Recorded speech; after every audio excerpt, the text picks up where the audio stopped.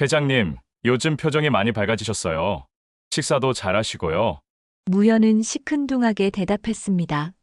그냥 시간이 지나서 그런 거겠죠. 하지만 원장은 고개를 저었습니다. 도연이와 함께 계신 것 같던데, 아이가 회장님께 좋은 영향을 주는 것 같아요. 무연은 부정하려 했지만 말이 나오지 않았습니다. 사실이었으니까요.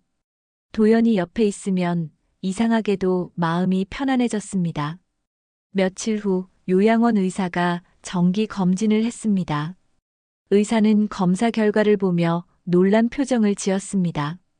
회장님, 식사량이 눈에 띄게 늘었네요. 통증 호소도 줄었고요. 무연은 별일 아니라는 듯 대답했습니다. 그냥 몸 상태가 좀 나아진 것 같습니다.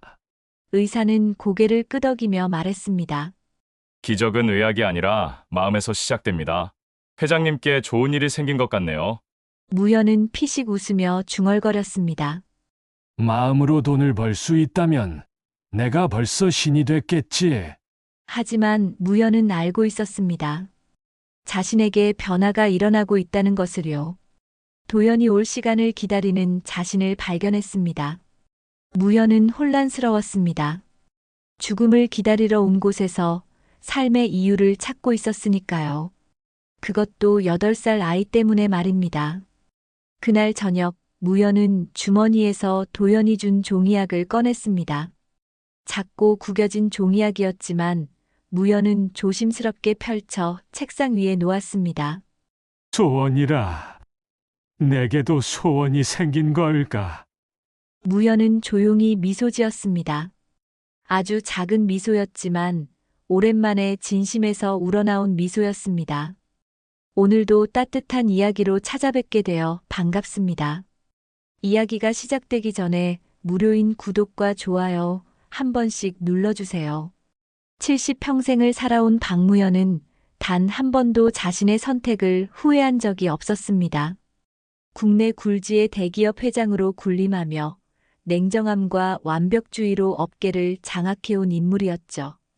무연의 입버릇은 간단했습니다. 돈이면 안 되는 게 없다. 실제로 그는 돈으로 모든 것을 해결해왔습니다. 사업도 인맥도 심지어 가족 관계조차 계약서처럼 정리했죠.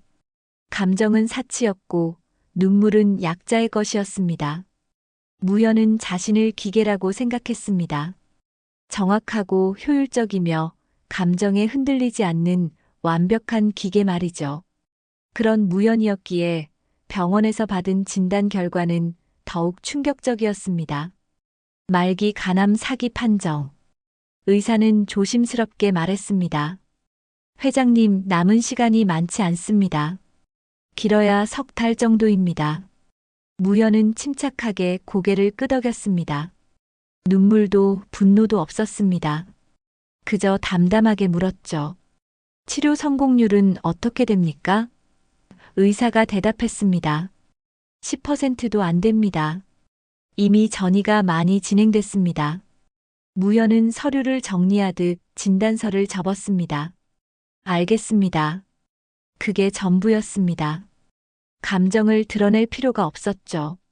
인생도 결국 하나의 프로젝트였고, 이제 마감일이 정해진 것뿐이었습니다. 무연은 병원을 나서며 비서에게 전화를 걸었습니다. 이사회 소집해. 내일 아침 일찍. 비서는 긴장한 목소리로 물었습니다. 회장님, 무슨 일이십니까? 무연은 짧게 대답했습니다. 정리할 게 있어. 다음 날 이사회실은 긴장감으로 가득 찼습니다. 무연은 평소처럼 의자에 앉아 서류를 펼쳤습니다. 이사들은 숨죽이며 무연의 입을 바라봤습니다. 무연은 천천히 입을 열었습니다. 유언은 필요 없습니다. 내 재산은 모두 회사에 환원합니다. 가족에게도 친인척에게도 남길 것은 없습니다. 이사회실이 술렁였습니다. 회장님, 그게 무슨 말씀이십니까? 한 이사가 황급히 물었습니다. 무연은 차갑게 대답했습니다. 내게 남은 건 아무것도 없으니까요. 회사도 가족도. 그는 서류 뭉치를 탁자 위에 던졌습니다. 모든 결정은 이미 법률 자문을 거쳤습니다. 이해 있으면 법정에서 보시죠. 무연의 목소리에는 흔들림이 없었습니다. 이사들은 더 이상 아무 말도 하지 못했습니다. 회의는 20분 만에 끝났습니다. 무연은 일어서며 마지막으로 말했습니다. 수고들 하셨습니다. 앞으로 잘 부탁합니다. 회의를 마친 무연은 자택으로 돌아갔습니다. 넓고 고급스러운 저택이었지만 그 어디에도 온기는 느껴지지 않았습니다. 대리석 바닥은 차갑게 빛났고 높은 천장은 공허함만 증폭시켰죠. 거실 소파에 앉아 창밖을 바라보던 무연은 문득 깨달았습니다. 이 집에서 웃어본 기억이 없다는 것을요. 아내는 10년 전에 세상을 떠났고 자식들은 재산 다툼으로 연을 끊었습니다. 친구라 부를 만한 사람도 없었죠. 명절에도 생일에도 이 집은 텅 비어 있었습니다. 무연은 평생 돈만 쫓아왔습니다. 그 대가가 이토록 쓸쓸한 것이었죠. 무연은 결정했습니다. 치료는 받지 않겠다고. 병원 침대에서 호스와 기계에 둘러싸여 죽고 싶지 않았습니다.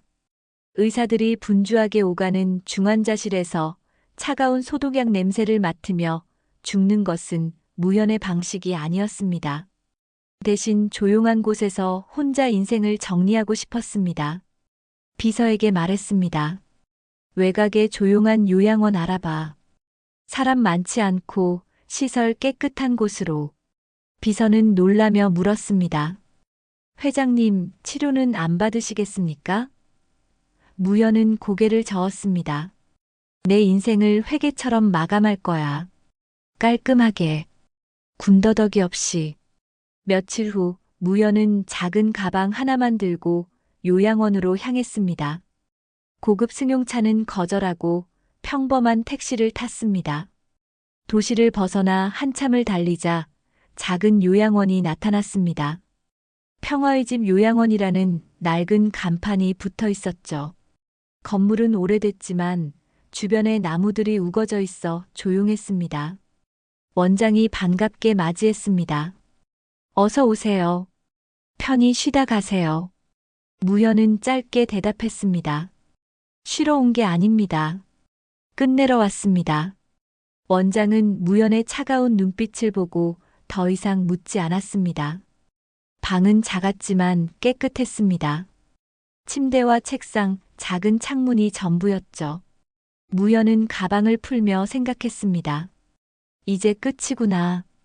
돈도 권력도 명예도 모두 무의미했습니다. 남은 석 달을 어떻게 보낼지 계획조차 세우지 않았습니다. 그저 하루하루를 견디며 시간이 흐르기를 기다릴 뿐이었죠. 무연은 창밖을 바라봤습니다. 작은 마당에 노란 민들레가 피어 있었습니다. 저렇게 작은 꽃도 봄을 맞이하는데 자신은 겨울도 맞이하지 못할 거라는 생각이 들었습니다. 저녁 식사 시간이 되자 젊은 직원이 문을 두드렸습니다. 회장님, 식사 시간입니다. 무연은 거절했습니다. 필요 없어요. 하지만 직원은 물러서지 않았습니다. 규칙입니다. 식당에서 함께 드셔야 해요. 무연은 짜증스럽게 일어나 식당으로 갔습니다. 다른 어르신들이 둘러앉아 식사를 하고 있었습니다. 누군가는 흘리며 먹고 누군가는 중얼거리고 있었죠. 무연은 구석자리에 앉아 밥을 입에 넣었습니다. 맛은 느껴지지 않았습니다. 그저 살기 위한 행위였을 뿐이었죠. 그날 밤 무연은 잠을 이루지 못했습니다. 천장을 바라보며 생각에 잠겼습니다. 내 인생은 무엇이었나? 70년을 살았지만 남는 건 아무것도 없었습니다. 사랑한 사람도 사랑받은 기억도 없었죠. 그저 차가운 숫자와 계약서만이 무연의 인생을 증명할 뿐이었습니다. 창밖으로 달빛이 들어왔습니다. 무연은 눈을 감았습니다. 이제 정말 끝이야. 하지만 잠은 오지 않았습니다. 단지 시간만 흘러갈 뿐이었습니다. 요양원에서의 첫 아침은 고요했습니다. 무연은 새벽같이 눈을 떴습니다. 오랜 습관 때문이었죠. 회사를 다닐 때는 늘 새벽 5시에 일어나 신문을 읽고 보고서를 검토했습니다. 하지만 이제는 할 일이 없었습니다. 무연은 창밖을 바라봤습니다. 요양원 마당에 아침 햇살이 비치고 있었습니다. 나무 사이로 바람이 불어왔고 어디선가 새소리가 들렸습니다. 무연은 침대에 그대로 누워 천장을 응시했습니다. 시간이 천천히 흘러갔습니다. 점심때쯤 되어서야 무연은 방문을 열고 나왔습니다. 복도는 조용했고 가끔 직원들이 지나다니는 소리만 들렸죠. 무연은 마당으로 나가 벤치에 앉았습니다. 햇볕이 따사로웠지만 무연의 마음은 여전히 차가웠습니다. 멍하니 앞을 바라보고 있는데 밝은 목소리가 들렸습니다. 어르신, 안녕하세요. 무연이 고개를 돌리자 20대 초반으로 보이는 젊은 여성이 환하게 웃고 있었습니다. 저는 이곳에서 일하는 간호보조사 지훈이에요. 처음 뵙겠습니다. 지훈은 청순한 인상에 밝은 미소를 지닌 여성이었습니다. 무연은 짧게 고개만 끄덕였습니다. 지훈은 개의치 않고 말을 이었습니다. 식사는 잘하셨어요? 오늘 점심은 된장찌개인데 맛있어요. 꼭 드세요. 무연은 대답 대신 시선을 돌렸습니다. 지훈은 잠시 무연을 바라보다가 웃으며 말했습니다. 천천히 적응하세요. 필요한 거 있으면 언제든 불러주세요. 지훈은 가벼운 발걸음으로 사라졌습니다. 무연은 속으로 생각했습니다. 쓸데없이 밝은 사람이군. 며칠이 지났습니다. 무연은 여전히 방과 마당을 오갈 뿐이었습니다. 다른 어르신들과 대화할 생각도 없었고 직원들과도 최소한의 말만 나눴습니다. 무연은 그저 시간이 흐르기를 기다렸습니다. 어느 날 오후 무연은 마당 벤치에 앉아 있었습니다. 바람이 불어와 낙엽이 떨어졌습니다. 무연은 멍하니 그 낙엽을 바라보고 있었죠. 그때였습니다. 작은 발소리가 들렸습니다. 무연이 고개를 들자 8살쯤 되어 보이는 남자아이가 서 있었습니다. 아이는 큰 눈망울로 무연을 바라보고 있었습니다. 무연은 아이를 무시하고 시선을 돌렸습니다. 하지만 아이는 그 자리에 계속 서 있었습니다. 한참을 그렇게 있다가 아이가 조심스럽게 입을 열었습니다. 아저씨. 무연은 대답하지 않았습니다. 아이는 다시 말했습니다. 아저씨, 제 꿈에 아저씨가 웃었어요. 무연은 황당하다는 표정으로 아이를 돌아봤습니다. 뭐? 아이는 천진난만하게 말했습니다. 꿈에서요. 아저씨가 웃고 있었어요. 정말 환하게요. 무연은 미간을 찌푸렸습니다. 웃을 일이 없으니 그런 꿈은 헛소리야. 다른 데 가서 놀아. 무연의 목소리는 차갑고 날카로웠습니다. 하지만 아이는 물러서지 않았습니다. 그저 무연을 가만히 바라보고 있었죠. 무연은 짜증이 났습니다. 안 들려? 가라고 했잖아. 그때 지훈이 달려왔습니다. 도현아, 어르신 귀찮게 하면 안 돼. 지훈은 황급히 아이의 손을 잡았습니다. 무연은 그제야 알았습니다. 이 아이가 지훈의 아들이라는 것을요. 지훈은 무연에게 미안하다는 표정으로 말했습니다. 죄송해요. 도연이가 말을 잘 안 하는데 오늘은 갑자기 어르신께 말을 걸어서요. 무연은 짧게 대답했습니다. 괜찮습니다. 지훈은 도연의 손을 잡고 가려다가 멈춰 섰습니다. 도연이가 자폐 성향이 있어요.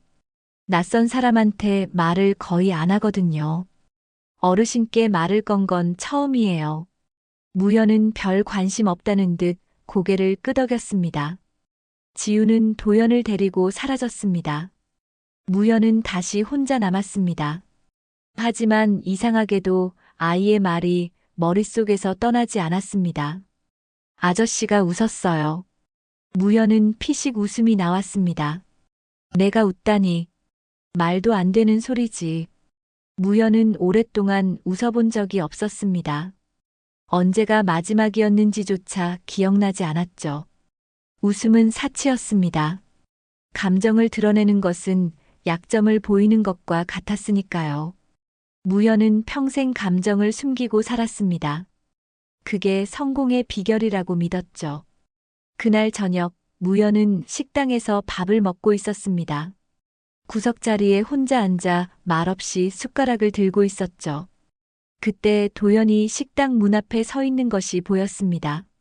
아이는 무연을 가만히 바라보고 있었습니다. 지훈이 아이의 손을 잡고 말했습니다. 도연아, 왜 그래? 집에 가자. 하지만 도연은 움직이지 않았습니다. 그저 무연을 응시하고 있었죠.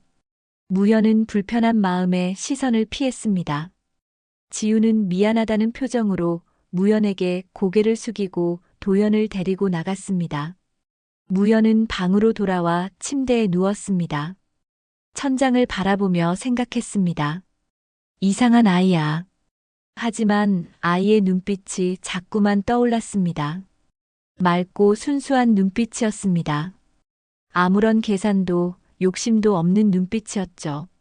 무연은 평생 그런 눈빛을 가진 사람을 만난 적이 없었습니다. 모두가 무언가를 바라는 눈으로 무연을 봤습니다. 돈을, 권력을, 인맥을 원하는 눈빛이었죠.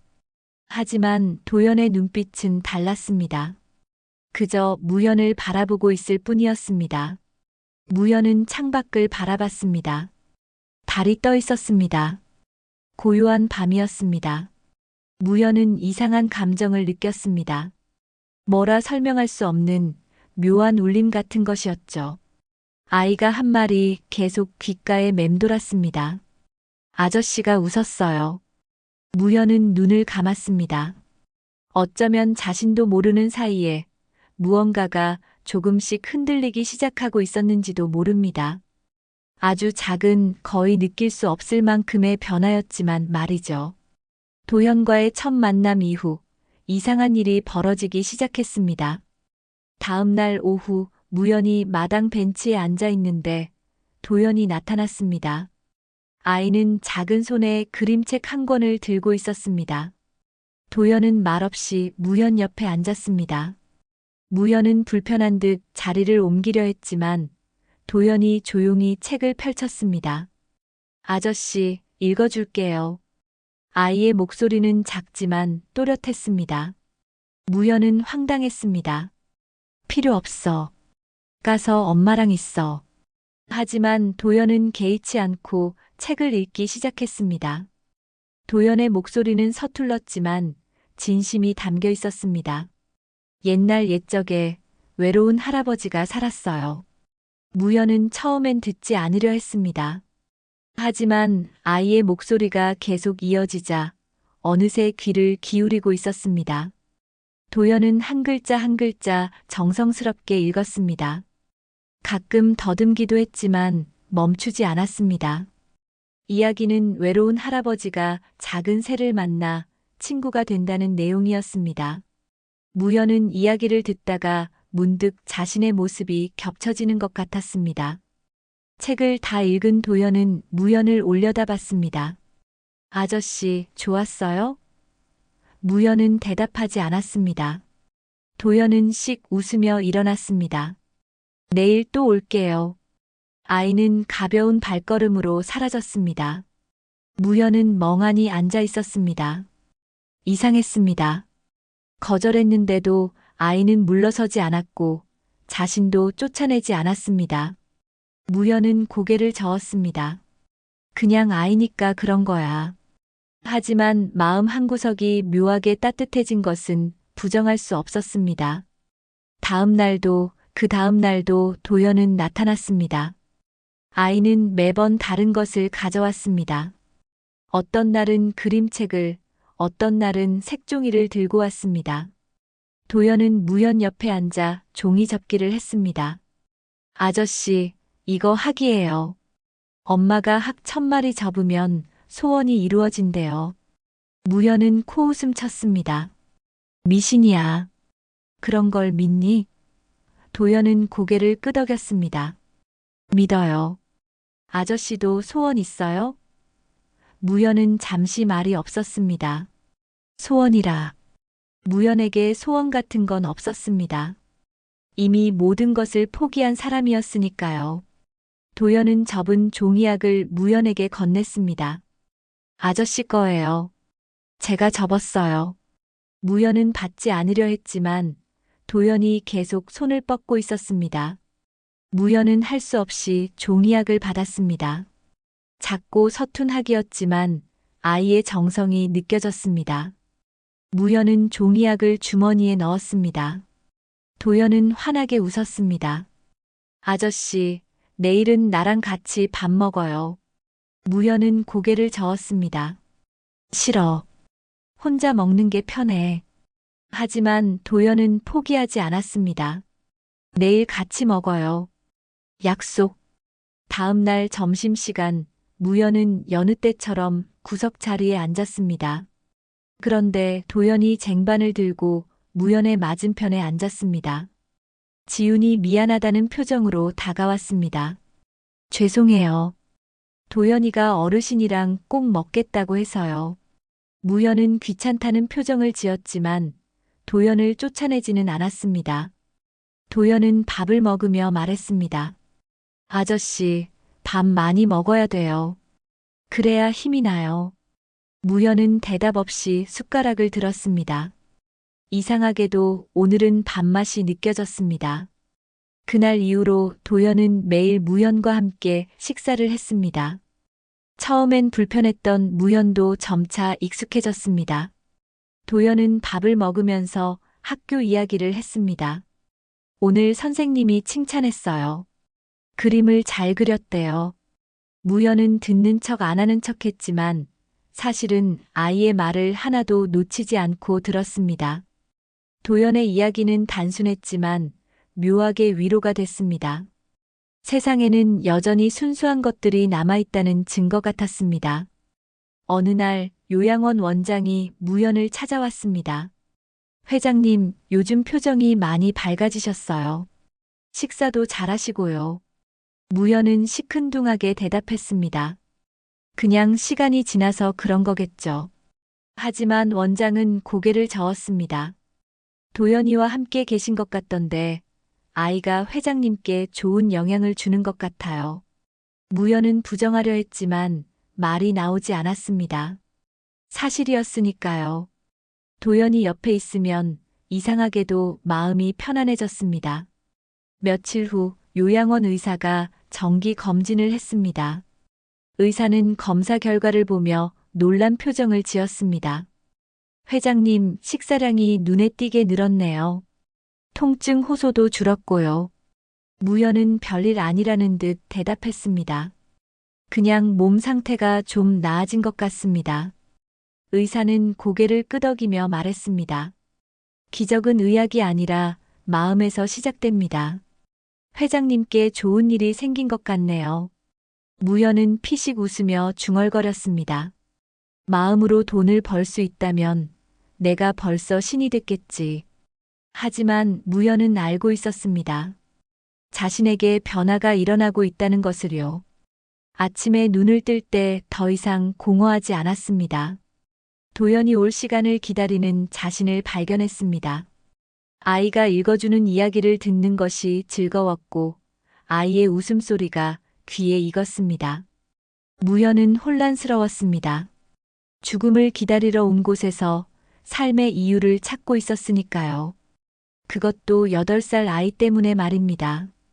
그날 저녁 무연은 주머니에서 도연이 준 종이약을 꺼냈습니다. 작고 구겨진 종이약이었지만 무연은 조심스럽게 펼쳐 책상 위에 놓았습니다. 창밖으로 별이 빛나고 있었습니다. 무연은 종이약을 바라보며 생각했습니다. 소원이라 내게도 소원이 생긴 걸까? 무연은 조용히 미소 지었습니다. 아주 작은 미소였지만 오랜만에 진심에서 우러나온 미소였습니다. 도연과 함께한 시간이 한 달을 넘어갔습니다. 무연은 이제 아침마다 도연을 기다렸습니다. 아이가 오는 시간이 되면 자연스럽게 마당으로 나갔고 벤치에 앉아 입구를 바라봤습니다. 도연이 나타나면 무연은 애써 무관심한 척했지만 입가에는 미소가 번졌습니다. 요양원 직원들도 무연의 변화를 눈치챘습니다. 회장님이 완전히 다른 사람이 되셨어요. 지우는 고맙다는 표정으로 무연을 바라봤습니다. 어느 날 오후 도연이 평소보다 늦게 나타났습니다. 아이는 얼굴이 창백했고 걸음걸이가 불안정했습니다. 무연은 이상함을 느꼈습니다. 도연아, 괜찮니? 도연은 고개를 끄덕이며 무연 옆에 앉았습니다. 괜찮아요. 조금 피곤해요. 하지만 아이의 숨소리가 거칠었습니다. 무연은 불안했습니다. 병원에 가봐야 하는 거 아니니? 도연은 고개를 저었습니다. 엄마가 걱정할까 봐요. 괜찮아요. 도연은 책을 꺼내 읽기 시작했습니다. 하지만 목소리가 떨렸고 중간중간 멈췄습니다. 무연은 아이의 손을 잡았습니다. 손이 차갑고 축축했습니다. 도연아, 엄마한테 가자. 무연이 일어서려는 순간 도연이 그만 쓰러졌습니다. 무연은 황급히 아이를 안았습니다. 도연아, 정신 차려. 무연은 소리쳤습니다. 요양원이 순식간에 발칵 뒤집혔습니다. 구급차가 도착했고 도연은 병원으로 실려갔습니다. 무연은 자신도 모르게 구급차를 따라 병원으로 향했습니다. 지우는 눈물을 흘리며 도연의 손을 잡고 있었습니다. 무연은 응급실 밖에서 초조하게 기다렸습니다. 시간이 멈춘 것 같았습니다. 평생 이렇게 긴장해 본 적이 없었습니다. 계약 체결도 주주총회도 이만큼 떨리지 않았습니다. 무연은 자신의 떨리는 손을 내려다봤습니다. 1시간쯤 지났을까 의사가 나왔습니다. 보호자분이세요? 지훈이 황급히 대답했습니다. 네, 저 아이 엄마예요. 의사는 심각한 표정으로 말했습니다. 선천성 심장 질환입니다. 상태가 좋지 않아요. 수술이 필요합니다. 지훈이 물었습니다. 수술하면 나아지나요? 의사는 고개를 끄덕였습니다. 가능성은 있습니다. 하지만 비용이 상당히 듭니다. 지훈의 얼굴이 하얗게 질렸습니다. 무연은 조용히 물었습니다. 얼마나 듭니까? 의사가 대답했습니다. 약 3천만 원 정도입니다. 지훈은 고개를 떨구었습니다. 무연은 알았습니다. 지훈에게 그 돈이 없다는 것을요. 무연은 입을 열려다 멈췄습니다. 자신의 재산은 이미 모두 회사에 환원하기로 했습니다. 개인 계좌에 남은 돈도 얼마 없었습니다. 무연은 혼란스러웠습니다. 그날 밤 무연은 병원 앞 벤치에 앉아 있었습니다. 차가운 밤 공기가 뺨을 스쳤습니다. 무연은 하늘을 올려다봤습니다. 별이 빛나고 있었습니다. 무연은 중얼거렸습니다. 아이 하나 살리는데 돈이 문제라니 나 같은 인간이 만든 세상이지. 무연은 평생 돈으로 모든 것을 해결했습니다. 하지만 정작 중요한 순간에 자신은 아무것도 할 수 없었습니다. 무연은 자기 회사를 떠올렸습니다. 수조 원의 자산을 가진 회사였습니다. 무연이 만든 제국이었죠. 하지만 그 돈으로 무엇을 했습니까? 더 큰 건물을 짓고 더 많은 이익을 냈을 뿐입니다. 사람을 살리지 않았습니다. 무연은 처음으로 자신의 인생을 부끄러워했습니다. 내 재산을 다 환원한다고? 헛소리였군. 사람 하나도 못 살리는데. 무연의 눈에서 눈물이 흘러내렸습니다.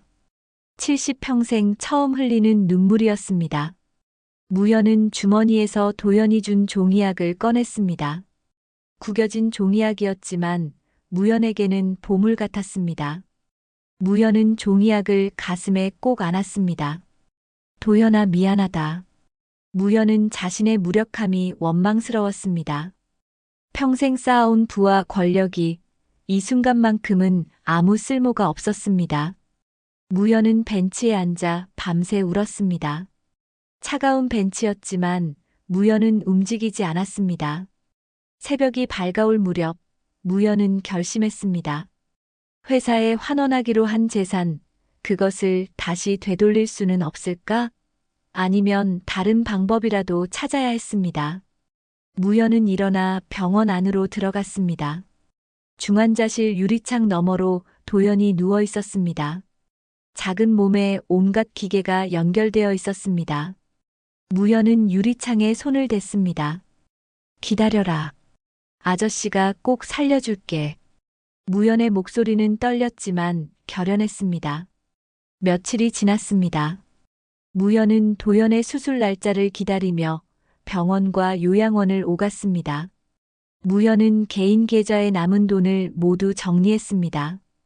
부족했지만 어떻게든 방법을 찾아야 했습니다. 무연은 오랜만에 비서에게 전화를 걸었습니다. 내 개인 자산 중에 당장 현금화할 수 있는 게 있나? 비서는 놀라며 대답했습니다. 회장님, 이미 대부분 회사로 넘어간 상태입니다. 무연은 이를 악물었습니다. 자신이 만든 결정이 발목을 잡고 있었습니다. 도연의 수술 날짜가 다가왔습니다. 무연은 새벽같이 병원으로 향했습니다. 도연을 보고 싶었습니다. 아이에게 괜찮을 거라고 말해주고 싶었습니다.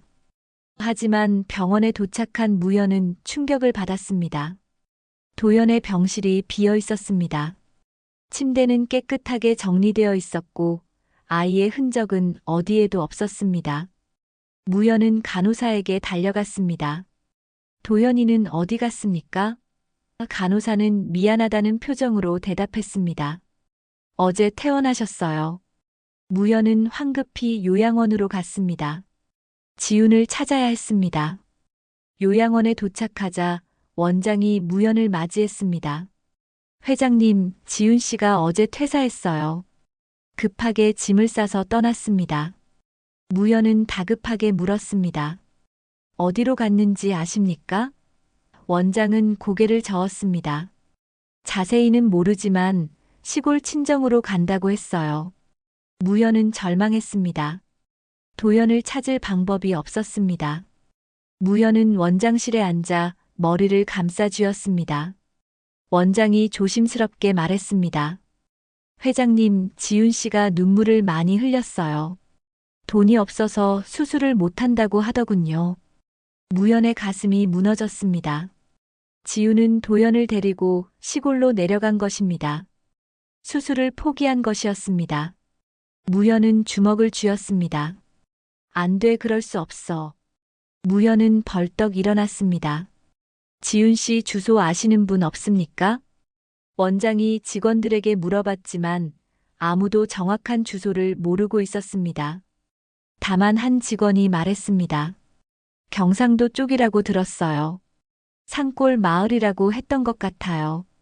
무연에게는 그것만으로도 충분했습니다. 무연은 원장에게 말했습니다. 차 좀 빌려주십시오. 원장은 놀라며 물었습니다. 회장님, 지금 가시려고요? 밤이 되면 위험합니다. 무연은 단호하게 대답했습니다. 지금 가야 합니다. 무연은 요양원 승합차를 몰고 경상도로 향했습니다. 오랜만에 운전대를 잡았습니다. 젊었을 때 자주 운전했지만 회장이 된 후로는 기사가 모는 차만 탔습니다. 무연의 손이 떨렸지만 멈출 수 없었습니다. 도연을 찾아야 했습니다. 아이를 살려야 했습니다. 무연은 고속도로를 달렸습니다. 하늘이 점점 어두워졌고 빗방울이 떨어지기 시작했습니다. 빗줄기가 거세졌습니다. 폭우가 쏟아졌고 앞이 잘 보이지 않았습니다. 무연은 와이퍼를 최대로 틀었지만 시야는 여전히 흐렸습니다.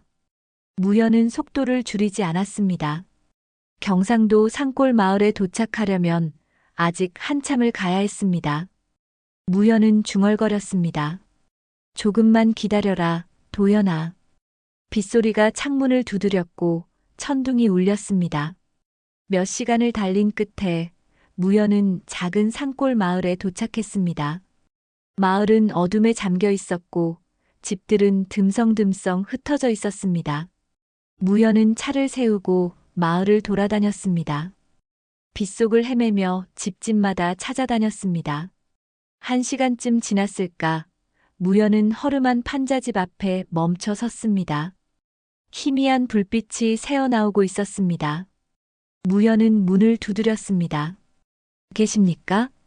문이 열렸고 지훈이 나타났습니다. 지훈은 무연을 보고 깜짝 놀랐습니다.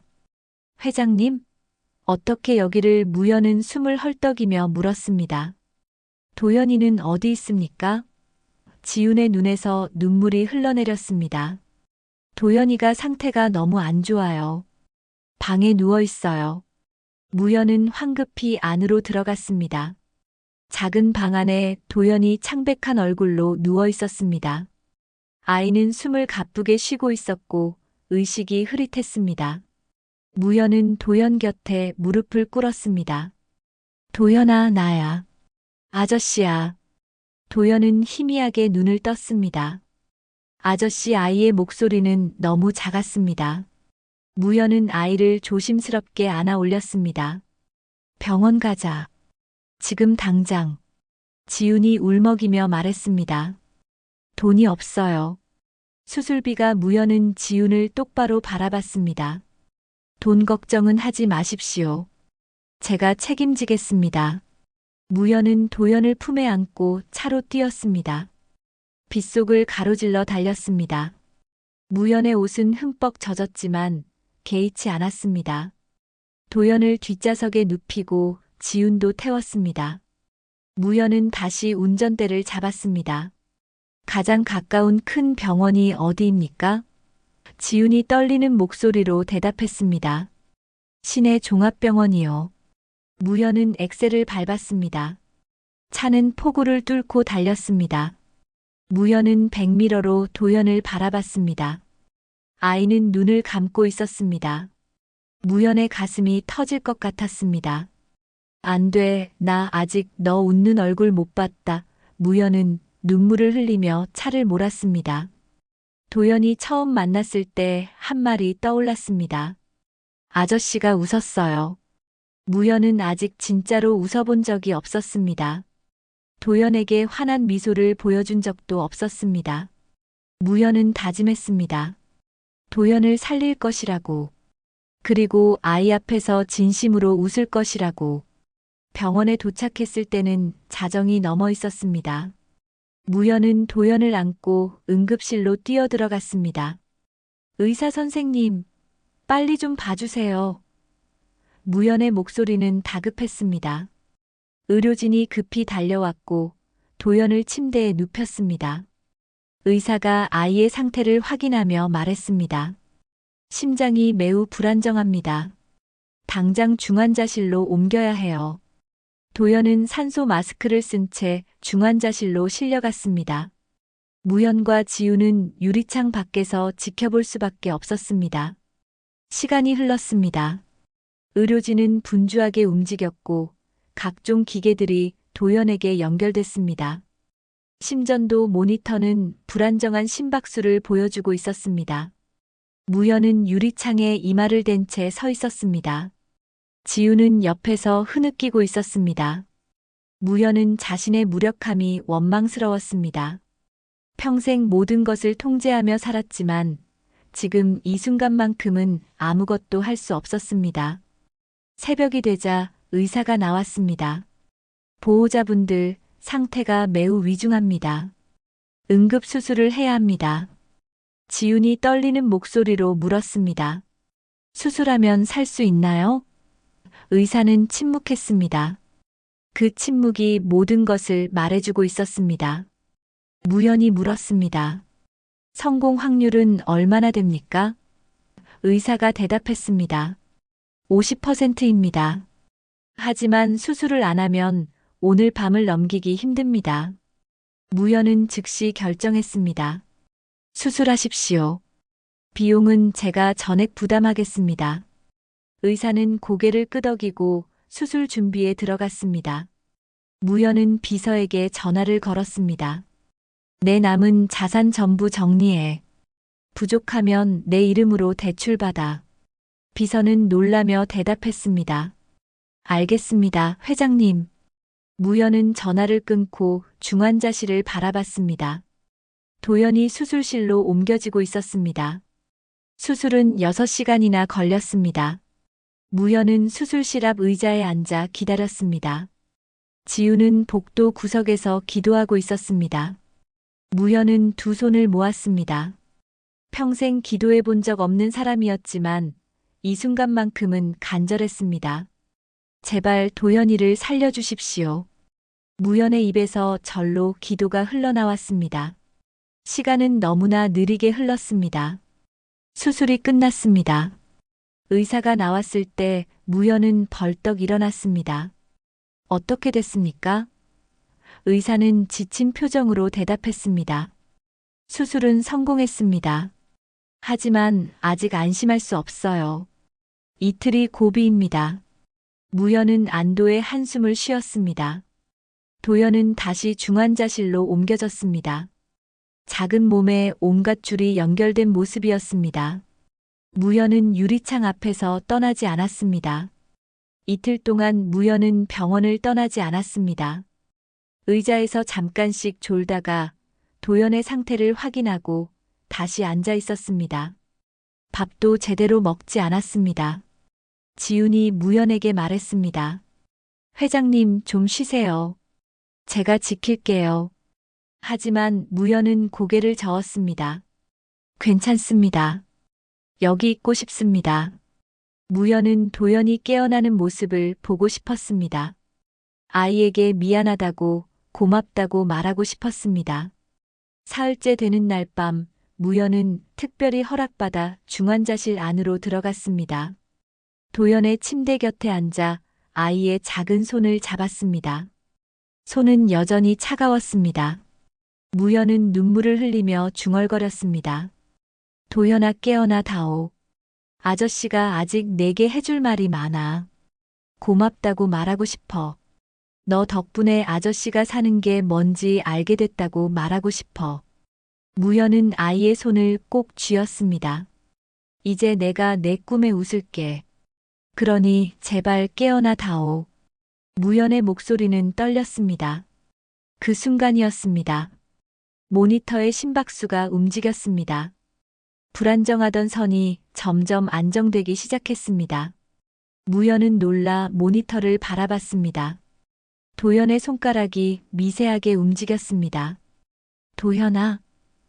무연이 다급하게 불렀습니다. 의료진이 급히 달려왔습니다. 간호사가 도연의 상태를 확인하며 말했습니다. 의식이 돌아오고 있어요. 의사가 와서 도연을 살폈습니다. 도연은 천천히 눈을 떴습니다. 흐릿한 눈빛이었지만 분명히 깨어난 것이었습니다. 아저씨 도연의 목소리는 너무 작았지만 무연에게는 세상에서 가장 아름다운 소리였습니다. 무연은 아이의 손을 더 꼭 쥐었습니다. 그래, 나야. 아저씨야. 의사가 놀라며 말했습니다. 기적입니다. 정말 기적이에요. 무연은 울먹이며 웃었습니다. 도연도 희미하게 미소 지었습니다. 아저씨, 웃었어요. 무연은 고개를 끄덕였습니다. 그래, 웃었어. 너한테 약속했잖아.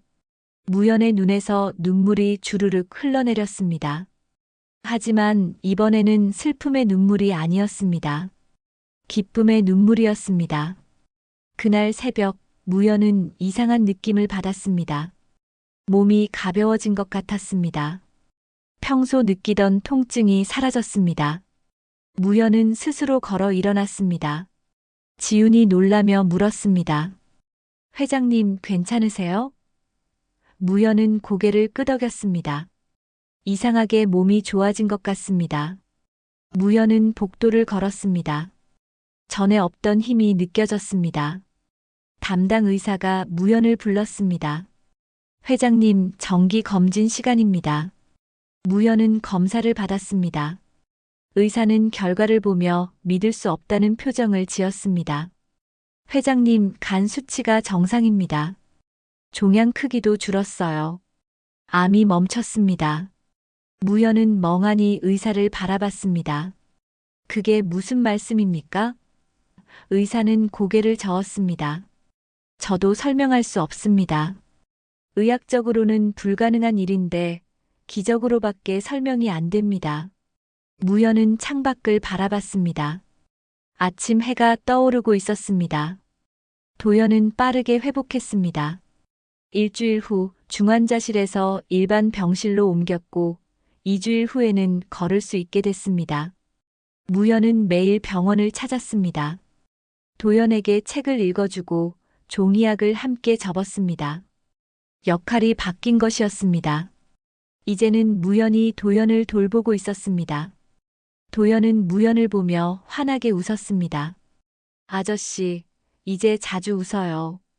예전보다 훨씬 좋아요. 무연도 웃으며 대답했습니다. 너 덕분이야. 한 달이 지났습니다. 도연은 완전히 건강을 되찾았고 퇴원 날짜가 잡혔습니다. 지우는 무연에게 감사의 인사를 전했습니다. 회장님, 어떻게 감사드려야 할지 모르겠어요. 목숨을 구해주셨어요. 무연은 고개를 저었습니다. 제가 감사해야 합니다. 도연이가 제 인생을 바꿔줬으니까요. 무연은 진심이었습니다. 도연을 만나지 않았다면 자신은 차가운 요양원 방에서 외롭게 죽었을 것입니다. 무연은 결정을 내렸습니다. 회사로 돌아가기로 한 것입니다. 비서에게 전화를 걸었습니다. 이사회 다시 소집해. 중요한 발표가 있어. 비서는 놀라며 물었습니다. 회장님, 복귀하시는 겁니까? 무연은 대답했습니다. 그래. 이제 제대로 일을 시작해야겠어. 비서는 기뻐하며 대답했습니다. 알겠습니다. 모두가 기다리고 있었습니다.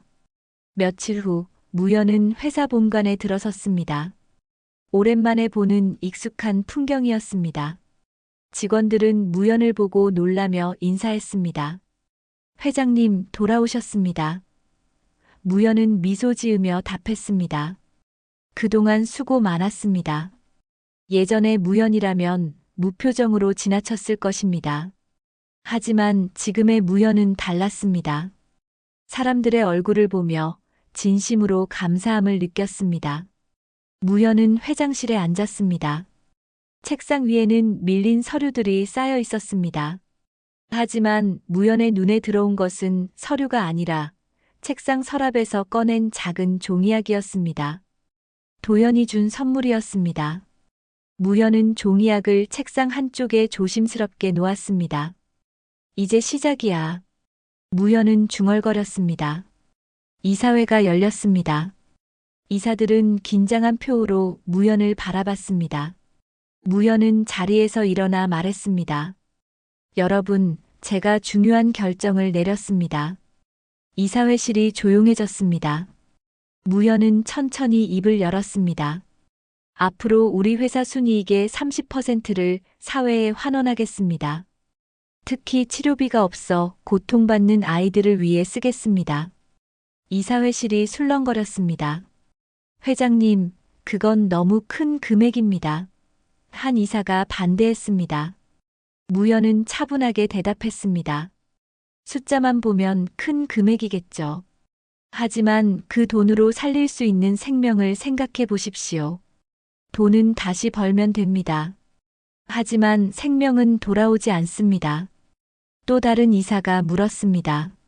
주주들이 반발할 텐데요. 무연은 단호하게 말했습니다. 제가 책임지겠습니다. 주주총회에서 제가 직접 설명하겠습니다. 무연은 계속 말을 이었습니다. 돈보다 중요한 것이 있다는 걸 배웠습니다. 바로 누군가의 웃음입니다. 우리가 번 돈으로 누군가를 웃게 만들 수 있다면 그것이야말로 진짜 성공 아니겠습니까?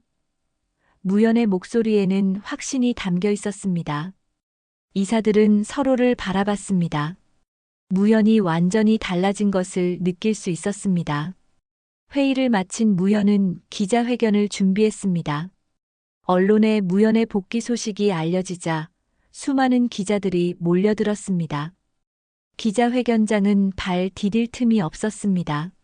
무연은 단상에 올라섰습니다. 플래시가 터졌고 카메라가 무연을 향했습니다.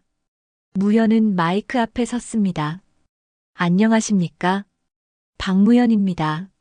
무연의 목소리는 안정되어 있었습니다.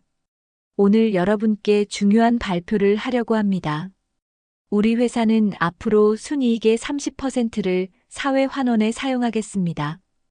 특히 치료비가 없어 고통받는 아이들을 위한 기금을 만들 것입니다.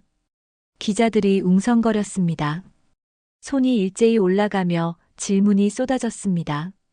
한 기자가 물었습니다. 회장님, 갑작스러운 결정인데 특별한 이유가 있습니까? 무연은 잠시 생각하다가 대답했습니다. 개인적으로 소중한 인연을 만났습니다. 그 인연을 통해 제 인생관이 바뀌었습니다. 돈보다 중요한 것이 있다는 걸 깨달았습니다.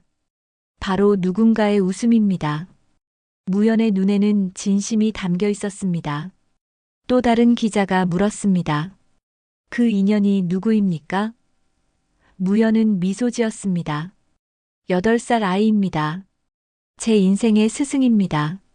기자회견이 끝나갈 무렵 무연은 기자석 맨 끝을 바라봤습니다. 그곳에 지훈과 도연이 서 있었습니다. 무연이 초대한 것이었습니다. 도연은 깨끗한 옷을 입고 있었고 얼굴에는 건강한 홍조가 돌았습니다.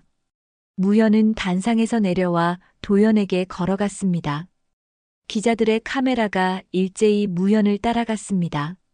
무연은 도연 앞에 무릎을 꿇었습니다. 아이와 눈높이를 맞췄습니다. 도연아, 고맙다. 무연의 목소리는 떨렸습니다. 도연은 환하게 웃었습니다. 아저씨, 이번엔 진짜 웃었네요. 꿈에서 본 것처럼요. 무연도 활짝 웃었습니다. 진심에서 우러나온 웃음이었습니다. 무연은 도연을 꼭 안았습니다. 카메라 플래시가 터졌지만 무연은 개의치 않았습니다. 이 순간이 너무나 소중했습니다. 지훈도 눈물을 흘리며 다가왔습니다. 회장님, 정말 감사합니다. 무연은 고개를 저었습니다. 제가 더 감사합니다. 도연이가 제게 인생을 돌려줬으니까요. 무연은 도연의 손을 잡고 기자회견장을 나섰습니다. 밖에는 따스한 봄바람이 불고 있었습니다. 하늘은 맑았고 햇살은 부드러웠습니다. 무연은 하늘을 올려다보며 생각했습니다. 이제 진짜 살아갈 수 있겠구나. 세월이 흘렀습니다. 무연이 도연을 만난 지 3년이 지났습니다. 무연의 회사는 약속대로 이익의 30%를 사회에 환원했습니다. 수많은 아이들이 치료를 받았고 새로운 생명을 얻었습니다. 무연은 더 이상 냉정한 회장이 아니었습니다. 사람들은 무연을 따뜻한 회장이라고 불렀습니다. 무연은 그 호칭이 마음에 들었습니다. 어느 봄날 오후 무연은 요양원 마당에 있었습니다. 예전에 머물렀던 그곳이었습니다. 무연은 가끔 이곳을 찾았습니다. 마음의 고향 같은 곳이었습니다. 무연은 휠체어에 앉아 있었습니다. 암은 완전히 사라지지는 않았지만 안정된 상태를 유지하고 있었습니다. 의사들도 놀라워했습니다. 기적입니다라는 말을 자주 들었습니다. 무연은 그것이 기적이 아니라 사랑의 힘이라는 것을 알고 있었습니다. 무연의 손에는 작은 종이약이 들려 있었습니다. 도연이 처음 만든 그 종이약이었습니다. 무연은 항상 그것을 가지고 다녔습니다. 부적처럼 또는 행운의 상징처럼 말이죠. 무연은 종이약을 바라보며 미소 지었습니다. 주름지고 낡았지만 여전히 소중했습니다. 무연에게는 세상 어떤 보석보다 귀한 것이었습니다. 마당에 라일락이 피어 있었습니다. 보랏빛 꽃들이 바람에 흔들렸고 향기가 퍼졌습니다. 무연은 눈을 감고 그 향기를 맡았습니다. 달콤하면서도 그윽한 향기였습니다. 봄이 왔습니다. 새로운 시작의 계절이었습니다. 무연의 인생에도 봄이 온 것처럼 느껴졌습니다. 더 이상 겨울은 없었습니다. 발소리가 들렸습니다. 익숙한 발소리였습니다. 무연은 눈을 떴습니다. 지훈이 환하게 웃으며 다가오고 있었습니다. 회장님, 오늘도 오셨네요. 무연은 고개를 끄덕였습니다. 이곳이 좋아서 말이야. 지훈은 무연 옆에 앉았습니다. 도연이 소식 들으셨어요? 무연은 관심 있다는 표정을 지었습니다. 무슨 일이야? 지훈은 자랑스러운 얼굴로 말했습니다. 도연이가 의사가 되고 싶대요. 사람 고치는 아저씨가 되고 싶다고 했어요. 무연의 눈에 눈물이 맺혔습니다. 그래, 훌륭한 꿈이구나. 지훈이 말을 이었습니다. 회장님처럼 많은 사람을 도와주고 싶대요. 아픈 사람들을 웃게 만들고 싶다고 했어요. 무연은 고개를 끄덕였습니다. 가슴이 벅차올랐습니다. 그때 도연이 달려왔습니다. 11살이 된 도연은 훌쩍 자라 있었습니다. 건강한 얼굴에 환한 미소를 띠고 있었습니다. 아저씨, 도연은 무연에게 달려와 안겼습니다. 무연은 아이를 꼭 안았습니다. 많이 컸구나. 도연은 고개를 끄덕였습니다. 아저씨, 저 오늘 학교에서 1등 했어요. 과학 시험에서요. 무연은 도연의 머리를 쓰다듬었습니다. 장하다. 정말 자랑스럽구나. 도연은 주머니에서 무언가를 꺼냈습니다.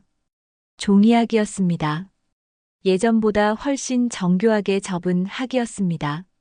아저씨, 이거 드릴게요. 제가 100번 연습해서 만들었어요.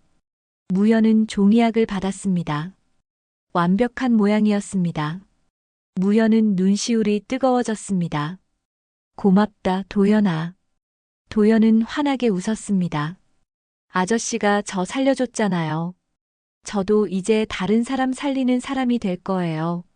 무연은 조용히 하늘을 올려다봤습니다. 구름 한 점 없는 맑은 하늘이었습니다.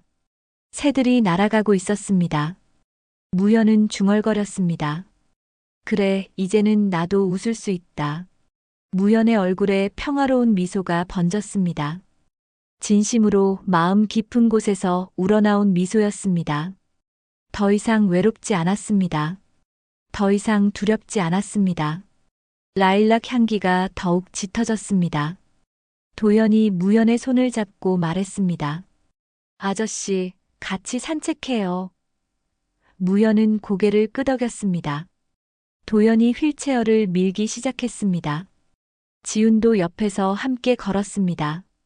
세 사람은 라일락 나무 아래를 천천히 걸었습니다. 도연의 웃음소리가 마당에 퍼졌습니다. 맑고 밝은 웃음소리였습니다. 요양원 원장이 창문 너머로 그 모습을 바라봤습니다. 원장은 미소 지으며 중얼거렸습니다. 참 아름다운 풍경이네요. 그 풍경 속에는 따뜻함이 있었습니다. 사랑이 있었습니다. 희망이 있었습니다. 그것이 바로 기적이었습니다. 훗날 무연의 회장실 책상 위에는 한 장의 사진이 놓였습니다. 회장과 아이가 함께 웃고 있는 사진이었습니다. 사진 속 두 사람의 얼굴에는 진심 어린 미소가 가득했습니다. 사진 아래에는 손글씨로 이렇게 적혀 있었습니다. 기적은 웃음의 얼굴을 하고 온다. 그것이 박무연이 평생 배운 가장 중요한 진리였습니다. 돈으로 살 수 없는 것, 권력으로 얻을 수 없는 것, 오직 마음으로만 나눌 수 있는 것. 그것이 바로 사랑이었고 웃음이었습니다. 무연은 그것을 도연에게서 배웠습니다. 8살 아이가 70살 노인에게 가르쳐준 삶의 의미였습니다. 봄바람이 불었습니다. 라일락 꽃잎이 흩날렸습니다. 그 속에서 도연의 웃음소리가 계속 울려 퍼졌습니다. 무연도 웃었습니다. 진심으로 행복하게 웃었습니다. 그렇게 봄은 깊어갔고 새로운 이야기가 시작되고 있었습니다. 오늘도 저희 채널을 찾아주신 여러분께 진심으로 감사드립니다. 이야기가 마음에 드신다면 무료인 구독과 좋아요 버튼을 눌러주시고 댓글로 여러분의 소중한 인생 이야기도 들려주세요.